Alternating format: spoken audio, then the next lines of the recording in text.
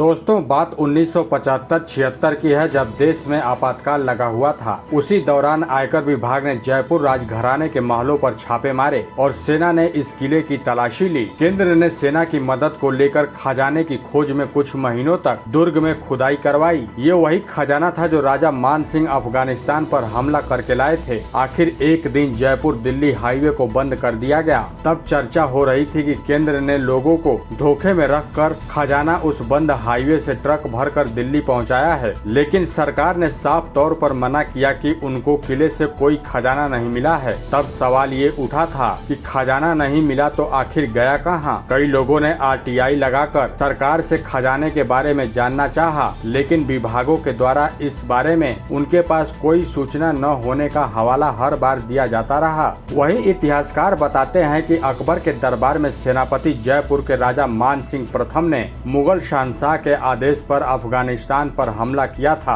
उसी अफगानिस्तान पर जहां अब तालिबान ने कब्जा कर रखा है। तब उस इलाके को जीतने के बाद राजा मान सिंह को काफी धन दौलत मिली। उन्होंने इसे दिल्ली दरबार में सौंपने की बजाय अपने पास ही रख लिया। जयगढ़ किले के निर्माण के बाद कहा जाने लगा कि इसमें पानी के संरक्षण के लिए बनी विशालकाय टंकियों में सोना, चांदी और हीरे जवाहरात छिपाकर रखे गए हैं। जयगढ़ किले में खजाने की बात देश को आजादी मिलने के बाद भी अक्सर चर्चा में आती रही। खजाने के प्रतिनिधि राजा सवाई मान सिंह द्वितीय और उनकी पत्नी गायत्री देवी थे। स्वतंत्र पार्टी के सदस्य ये दोनों लोग कांग्रेस के धुर विरोधी थे। गायत्री देवी 3 बार जयपुर से कांग्रेस के प्रत्याशी को हराकर लोकसभा सदस्य बन चुकी थीं। इसलिए उस दौरान राजघराने के कांग्रेस पार्टी से संबंध काफी खराब चल रहे थे। जब देश में आपातकाल लगा तब गायत्री देवी ने इसका जोर शोर से विरोध किया था। इंदिरा गांधी सरकार ने इसी वजह से आयकर विभाग को राजघराने की संपत्ति की जांच के आदेश दे दिए।